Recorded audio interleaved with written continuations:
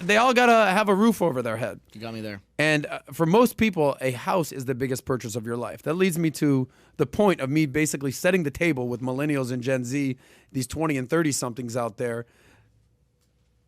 They want to buy a house, but a lot of them are struggling. Let's get into the story. So it's called the millennial housing crisis. Student debt is wiping out home ownership dreams. Let's pull that story up, Dave. All right, so crazy stat alert for the people listening at home right now. By the way, before we get into the story, here's what I'd like. If you currently have a mortgage or own a home, throw a thumbs up in there. Can we do that? Or throw a house emoji. Yeah, throw a house emoji. Okay, throw a house emoji. If you're currently renting, right? Throw a thumbs down in there. Thumbs down? What emoji? What, I mean, that sounds like it's bad. It's not a bad thing, but for this segment, But, okay. yeah. Throw a thumb. What do you want to throw? thumbs a dollar up if you own a house. Thumbs down if you rent. That's fine, but there's nothing. It's just- I'm yeah. not saying there's anything wrong with that. Nothing wrong with that. That's right. Seinfeld reference. All right. Another one. So how manage these emojis? Here we go. Anyway, so millennial housing crisis. Student debt is wiping out home ownership dreams for millennials and even Gen Z. So crazy stat alert. 60% of millennials are delaying the purchase of a home because of their student debt. That is no small number. 6 in 10 people, 3 out of 5 people are basically saying, I can't even look to buy a house right now. It's just not in the cards, which not necessarily a bad thing. Right. Okay, so this is a story from the National Association of Realtors. We'll talk on that. Well, Business Insiders, but those stats came from the NAR. So let's look at 3 issues. 3 reasons for this issue of why millennials just can't afford houses or not buying houses. So number one, we all recall what happened in 2008, the housing crisis, and the housing market has screwed millennials over left and right. So they suffered the most from the last housing crisis because basically in 2008, the average millennial was somewhere between 21 and 27. Let's say the older millennials, they were just getting out of college. They were looking to, get jobs, maybe rent, buy houses. There was not a time for them to buy a house. That wasn't happening. They entered a dismal job market, basically, which lingered for years, right in the middle of the last recession, 2008, the Great Recession, and which led to years of stagnant wages. People want to make that money, but they couldn't because jobs were basically not there in 2008, 2009, 2010. Right. So then you got the lingering effects of this financial crisis. We got that, which meant it took a handful of years for them to start making that money, right? To build wealth. They just couldn't do it because it was tough. So AKA they couldn't save up for a down payment on a house. Aha. This is the problem. This is the problem here. And all this going on while they're struggling with student debt. Bingo. There it is. Yeah. Is that what you're about to say? Yeah. Okay. Well done. So the burden of high student debt also sees many Americans making tough financial choices between, get this, priority list. Let's have fun with this at home. Boy. Priority list. By the way, a lot of renters. A lot of renters. What do we got? We got our friend rent. Zachary Pisano saying, I bought a house. I just got a home in Austin, 25 years old, but I'm renting it out to the homies. Cool. What else? Oh, yeah. What else we got out there? Jorge Just fire away. Cervantes, thumbs down. He's renting. Michael Lopez bought.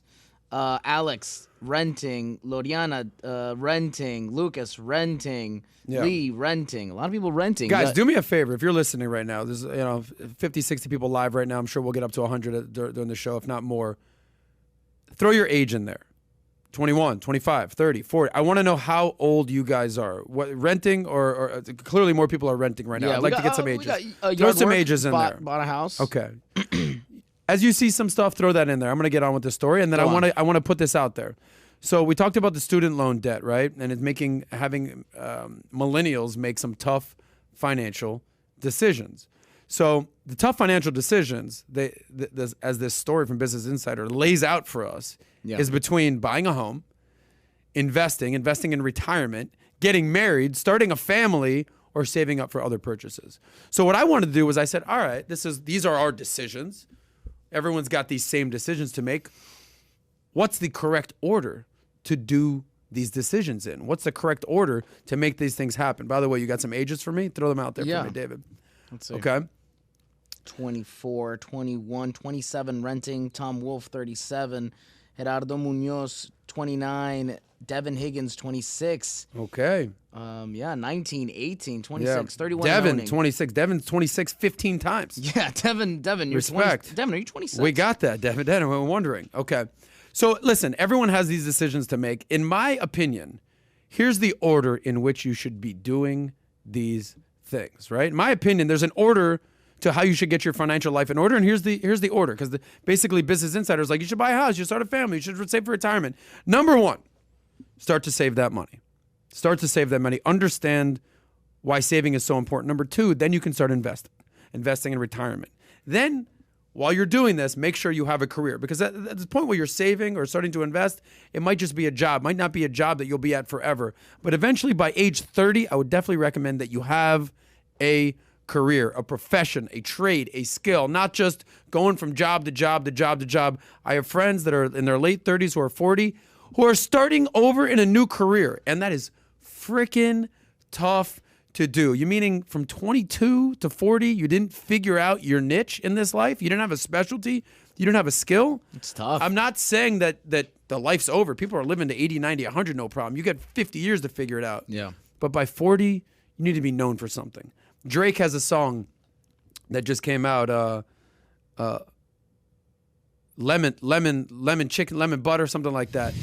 Lemon something. Lemon pepper. Lemon pepper freestyle. That's what it is. If anyone watches that, and he goes, people are famous for I don't even know what. I have to half the time I got to ask people what their profession is. Okay. Yeah. If people don't know what you do, yeah, what are you doing? Yeah. People should understand this is what this guy does. Oh, your friend John, what does he do? Oh, he's a specialist. He's a lawyer. He does that. Oh, friend Kelly, what does she do? Oh, she's an economist. Oh, okay. Oh, Danielle, this is what she does. Bill, what does he do? Bro, I think he's like a DJ, or I think he like works. Do you have friends like that? Of course. What is he doing now? What is he doing? Yeah. Have a profession. Anyway, once you have that, those boom, boom, boom, you've saved, you've invested, you have a profession, you've got like your personal life in order. I'm not talking about other people. Right. I'm not talking about finding your soulmate. I'm not talking about marriage, kids. Once you get that in order, then you can look to the outside world, right? Then you can get married. Then you can start a family. Then, in my opinion, is when you can buy a house. Americans have been fed, buy a house, American dream, buy a house. People are 21, buying houses. It's like, you don't understand. There's other things that you should be doing before you lock yourself into a mortgage or a home.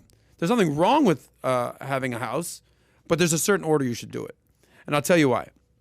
You know who's done a really good job of convincing people that renting is throwing away money? You know who it is? My parents. Your parents. Okay. 100%. Because they've been fed a propaganda from the Realtor Association, right? We talked about that the National Association of Realtors has done an amazing job at convincing people that renting is throwing away money. Yeah. They've done an amazing job at saying, why are you renting? You could own a home.